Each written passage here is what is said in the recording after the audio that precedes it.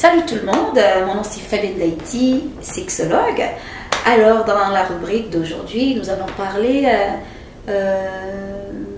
comment je pourrais dire, des agressions sexuelles. Nous avons spécifiquement comment une personne, c'est la question qui m'a été posée, comment une personne peut se reconstruire après une agression sexuelle.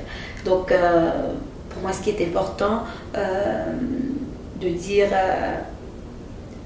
c'est que, premièrement, qu'est-ce que c'est qu'une agression sexuelle? Une agression sexuelle, c'est un geste à caractère sexuel avec ou sans contact physique commis par une personne sans le consentement de la, sans le consentement de la personne impliquée dans cette agression. Donc, c'est vraiment ça, c'est important de savoir, il n'y a pas de consentement.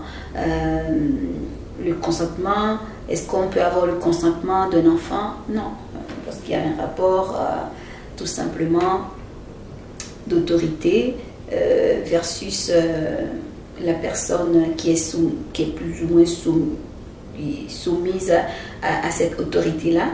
Donc, il peut y avoir d'autres types de personnes aussi. Quelqu'un qui est, ça peut être un professionnel, ça peut être l'agresseur, peut être aussi comment je pourrais dire, un employeur. Je vais chercher mes mots, excusez-moi chers auditeurs. Donc ça peut être un employeur, ça peut être un ami, ça peut être un conjoint, ça peut être aussi des femmes. Les statistiques nous disent 2% des agresseurs sont des femmes. Donc c'est très minime, c'est très rare, mais ça existe. Les agresseurs, ça peut être aussi un inconnu. C'est vraiment à 80%. La victime connaît, comment je pourrais dire, connaît son agresseur. Donc, c'est important, pour moi, c'est important de définir le concept des agressions sexuelles. Donc, on sait que ça peut être commis, ça peut être, comment je pourrais dire, il peut y avoir un contact physique ou pas de contact physique. Donc, on s'entend que il y a plein de choses qui se passent, autant un baiser, des attouchements, ça fait partie aussi des agressions. Donc, quelqu'un qui vit une agression sexuelle, comment la personne peut se sentir? Lorsqu'on parle de reconstruction, il faut un petit peu comprendre le cheminement. Le corps, pour moi, c'est quelque chose qui doit être inviolable. Lorsqu'on parle on peut violer l'intimité de quelqu'un, comment je pourrais dire, il y a des vols qui se font par exemple dans une maison, mais lorsqu'on parle d'agression sexuelle, c'est vraiment la violation de tout ce qu'on peut appeler intimité. C'est l'intimité ultime, c'est le mot le dit, l'intimité. Qu'est-ce qu'on a de plus intime que notre corps? Donc quand on viole ce territoire, c'est sûr que ça laisse personne, ça va pas laisser la personne qui a subi cette agression indifférente. La vie ne sera plus jamais pareille. Le corps, cette intimité a été violée, cette intimité a été, comment je pourrais dire, forcée, a été forcée, donc il va y avoir des séquelles, qu'on le veuille ou pas, que ce soit des attouchements ou du harcèlement, peu importe le niveau d'agression sexuelle, ça laisse des séquelles, plus ou moins, dépendamment de la personne, dépendamment du nombre, de la quantité de fois que ça a eu lieu, dépendamment si ça a eu lieu avec la violence ou sans violence. Donc, il y a tellement des paramètres qu'il faut voir qu'il faut y aller vraiment de façon individuelle. Il faut faire du cas par cas. L'individu qui vit, qui a été dans le territoire qui est son corps, qui a été violé, elle va passer par toutes sortes d'expériences, va vivre toutes sortes d'émotions, autant la colère, de se poser la question pourquoi ça lui arrive pourquoi ça arrive à cette personne. La personne va se poser cette question.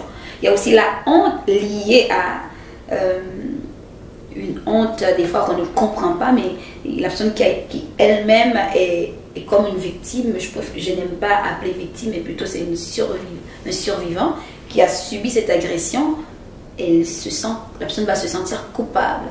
Quand je dis elle, la personne, ça peut être autant de façon masculin ou féminin, autant homme, femme, autant fille, garçon, va se sentir coupable. Donc c'est toutes des choses vraiment que la victime doit surmonter dans le futur. La survivante, la personne qui a été agressée sexuellement doit faire face à ces obstacles et les surmonter.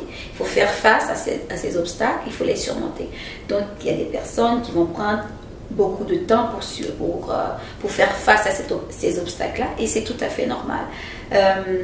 Ce que j'ai pu voir comme cas clinique, des personnes qui ont pu témoigner vraiment, peut-être qu'ils ont eu, par exemple, ils ont subi une ou des agressions dès leur enfance, et il y a comme une amnésie par rapport à, comment je pourrais dire, par rapport à cette agression. Donc cette amnésie peut durer jusqu'à l'âge adulte, très très loin dans l'âge adulte, jusqu'à ce que la personne, il va avoir un déclic qui se fait. Oh, je pense. La personne n'est pas toujours sûre, je pense. Des fois, la personne va se faire valider par une professionnelle qui va dire oui, c'est ça. Donc, il va mettre des mots justes sur ce que la personne a vécu. Parce que la personne peut avoir de la difficulté des fois à le nommer.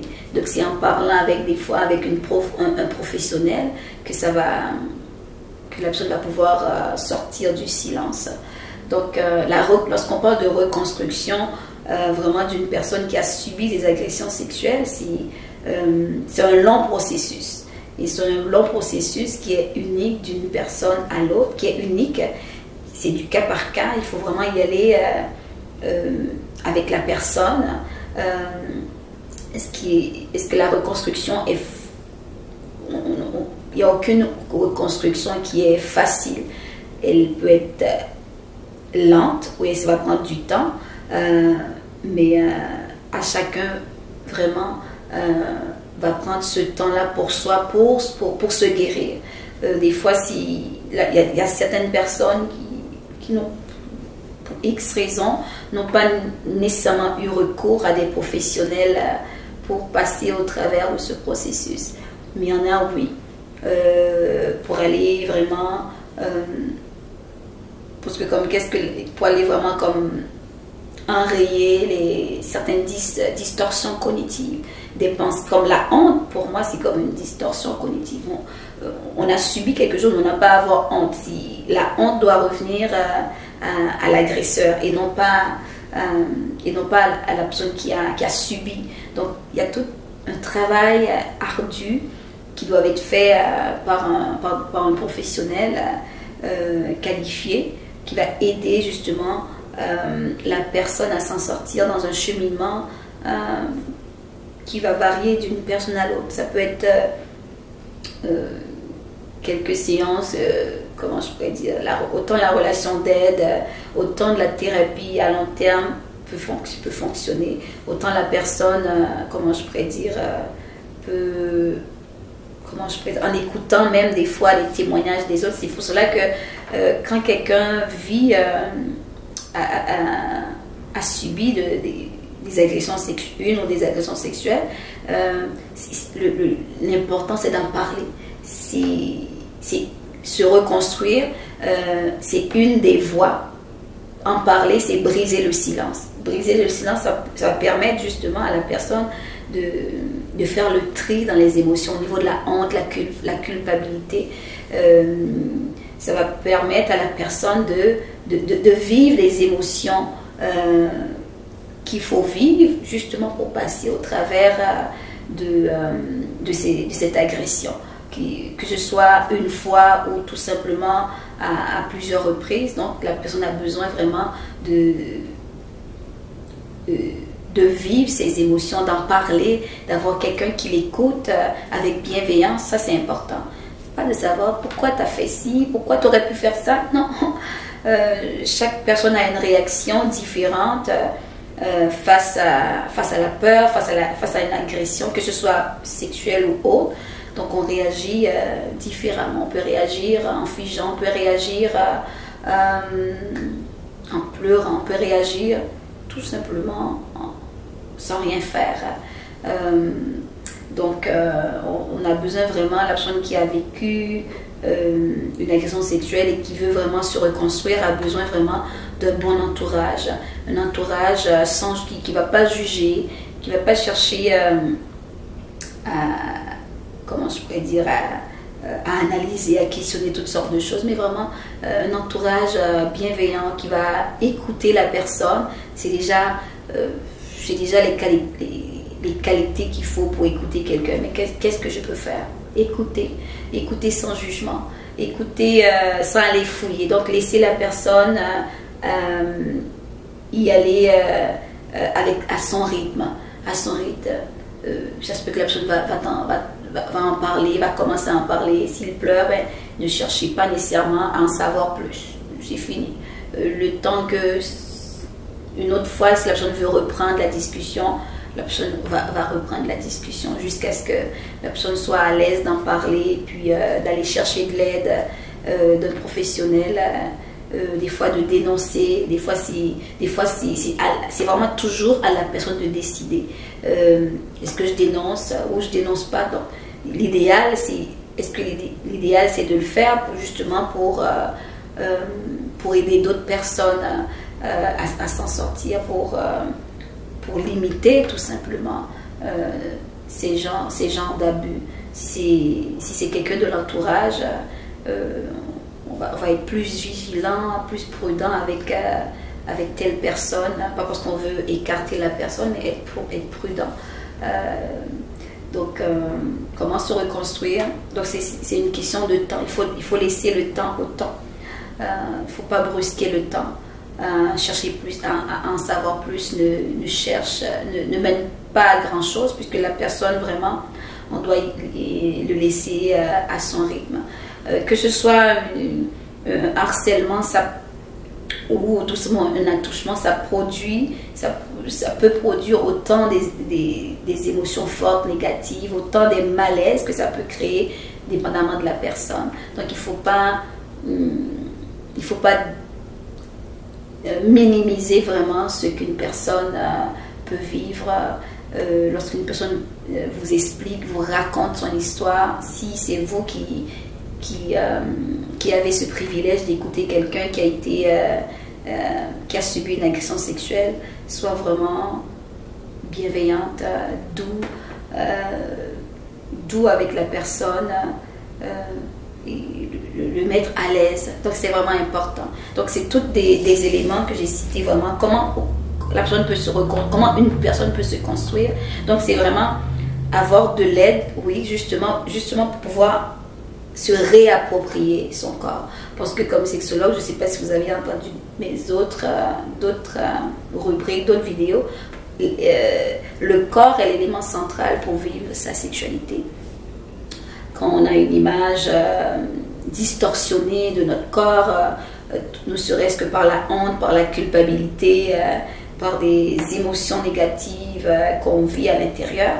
Donc c'est difficile vraiment d'aller créer des liens, c'est difficile d'aller vers l'autre, c'est difficile d'avoir le désir pour l'autre de sexe opposé. Donc on a besoin vraiment, la personne a besoin vraiment de se reconstruire dans son corps, d'être en harmonie avec ses émotions, d'être en harmonie avec ce corps, malgré que ce territoire a été violé. Il est possible tout simplement de reprendre confiance en soi, de reprendre confiance qu'on est capable de se protéger, qu'on est capable de se sécuriser, qu'on est capable de bien s'entourer.